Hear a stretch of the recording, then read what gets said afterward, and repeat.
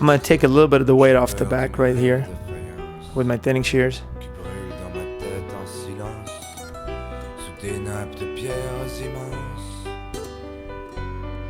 Again, keep in mind when you're doing this, very, very, very important that you keep your hands on the head for stability. So the hand that's holding the comb has to be very stable. So even if the client moves for any reason, you don't cut too deep into the hair. You got the comb pretty tight in your hands and it's resting on their head.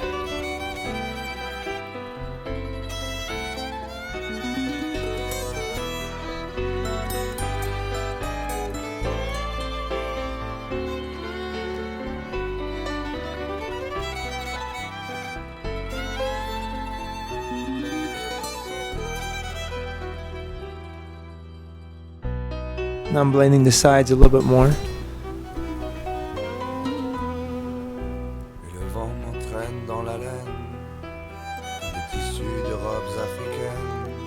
Right before you get to the crown, most men, their hair gets really poofy there, so you want to make sure you take out enough hair and round it a little bit. So in a week or two after they leave, they don't have poofy hair on the sides.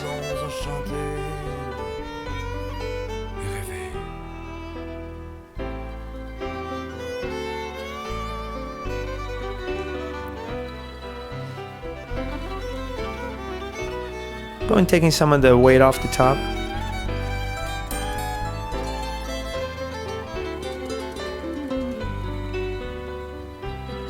And then when the hair is short, you don't want to go too deep with your thinning shears, not to create any shorter pieces. I'm just taking off the weight from the ends.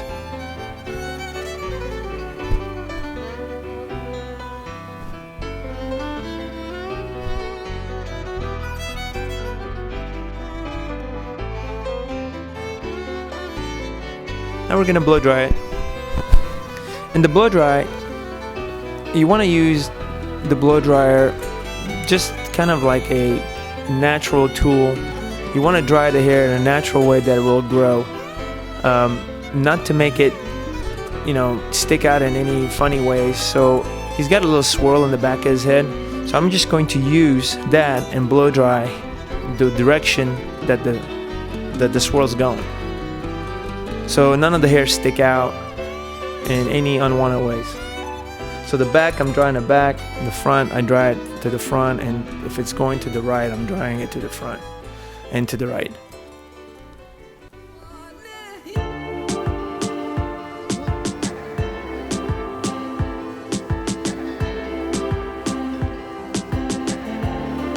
And since we're going to make it stick up just a little bit in the front, I will pick that up a little bit with my hands and put a little bit of tension, so it's kind of, it's sticking up just a little bit.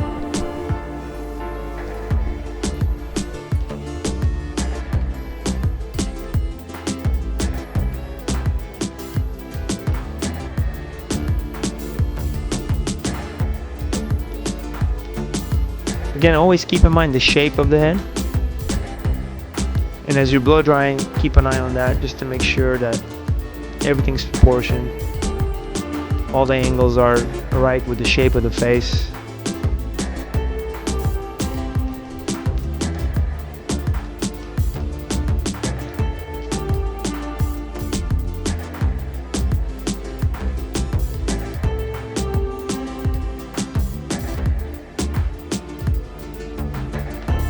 Going over it again with my fine thinning shears, just make sure everything blends perfect.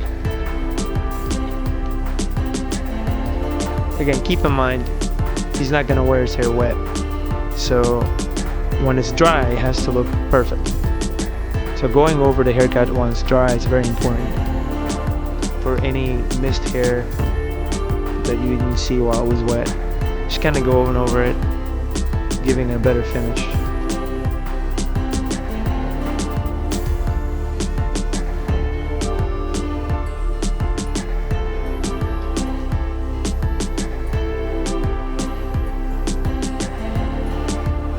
Again, picking it up at a 45-degree angle.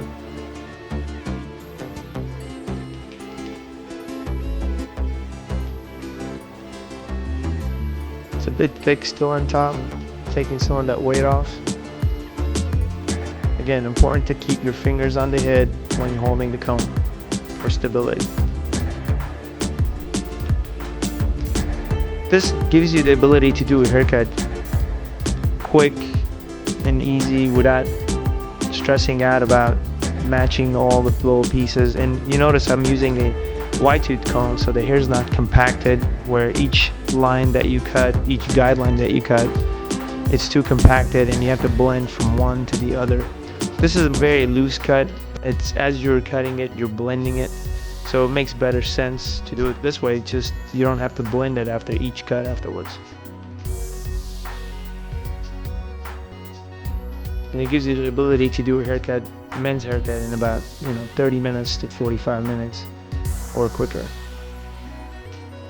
And right about there, it gets a little bit thick in a few weeks, so I'm just going over that, taking some of that hair down, just to make sure it lasts longer for the client.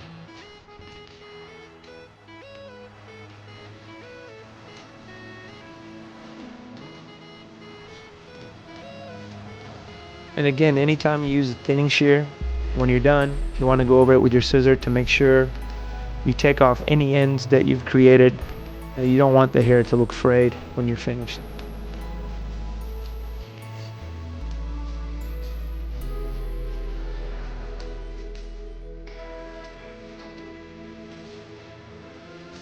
I'm going to the opposite of the growth pattern just to pick up more of that hair.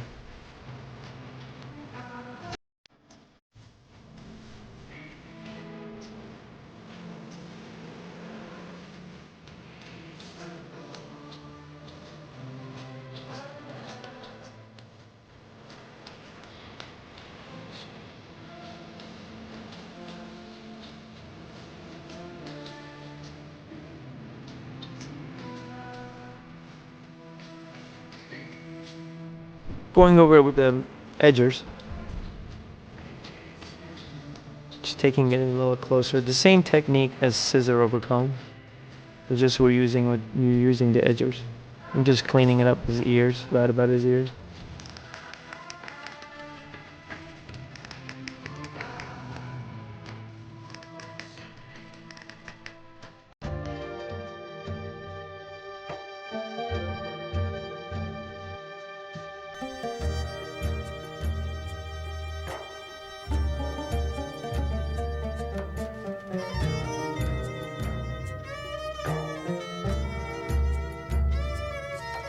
Again, as you see, I'm picking it up and moving the comb a little bit at a 45-degree angle, so there's no unwanted lines in there.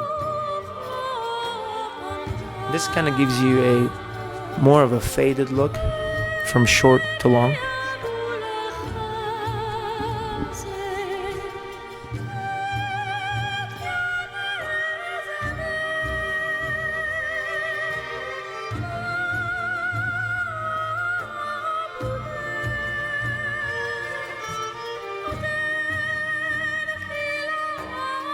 Again, at a 45-degree angle, I'm cleaning it up a little bit more, taking it in just a tad bit more.